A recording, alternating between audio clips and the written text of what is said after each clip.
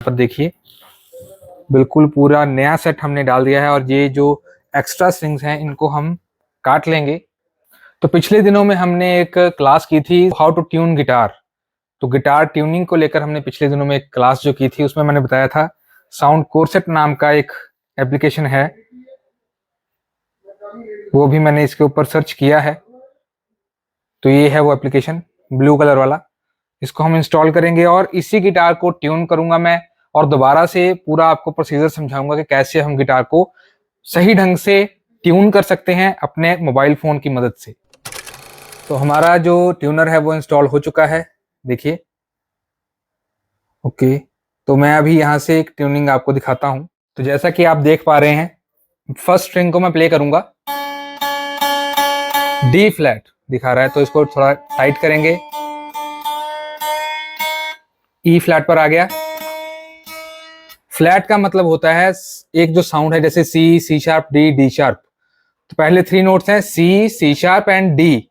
सी के बाद जो नोट आएगा वो होगा सी शार्प और डी से पहले जो नोट आएगा वो होगा डी फ्लैट। मतलब कि C sharp is equal to D flat.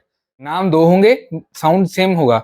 सी से आगे जाएंगे तो सी शार्प होगा, डी से पीछे आएंगे तो सी शार्प भी हो सकता है, डी फ्लैट भी हो सकता है।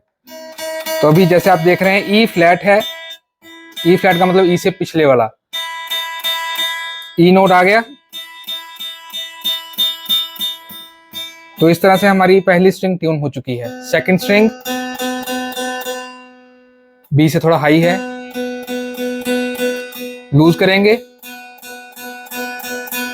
एक बात और बताता हूं कि जैसे बी स्ट्रिंग है, बी के बाद नोट क्या आएगा C, C sharp, D, D sharp and E.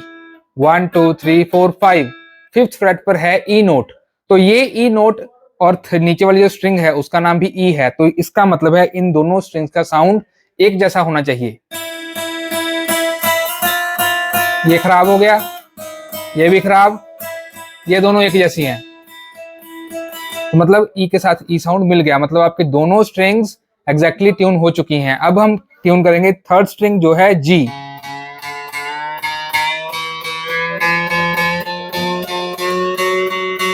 Ji flat आ गया। इस तरह से प्रेशर करने से स्ट्रिंग को थोड़ा सा स्टेबिलिटी मिलती है।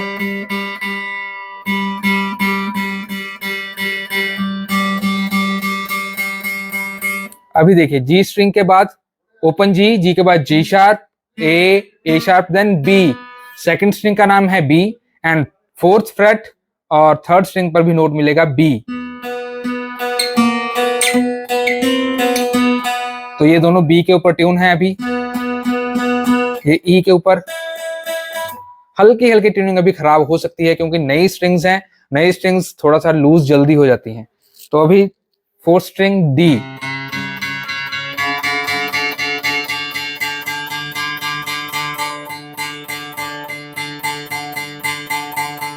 डी के ऊपर हो गया।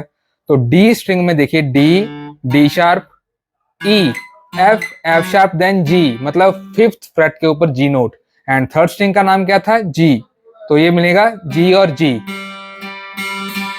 और ये एफ शार्प है, ये मैच नहीं होगा, एफ भी मैच नहीं होगा, जी शार्प भी मैच नहीं होगा, जी के साथ जी नोट मैच हो सकता है।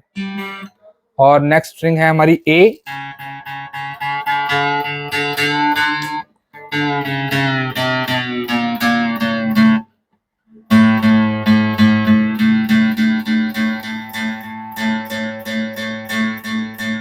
ये एक्चुअली टाइट ज्यादा हो गई थी, डी के ऊपर टोन कर रही थी, तो अभी इसको लूज किया और ये आ गई ए।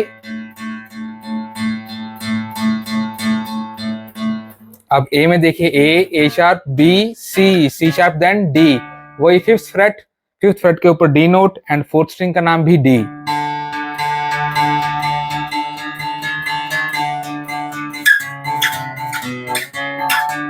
ये डी और डी मैच कर गए।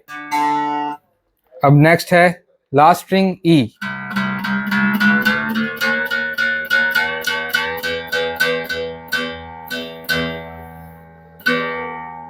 ई का भी फिफ्थ जो फ्रेट है वो है ए।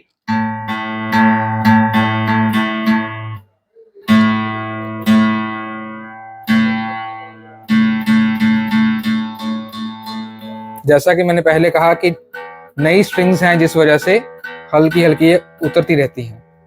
तो ठीक है, एक तरह से हमारी गिटार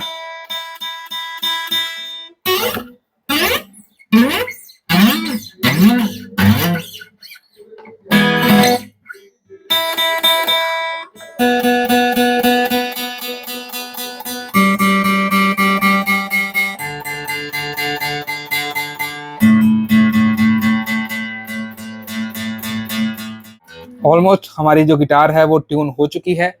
तो अभी ये गिटार जो है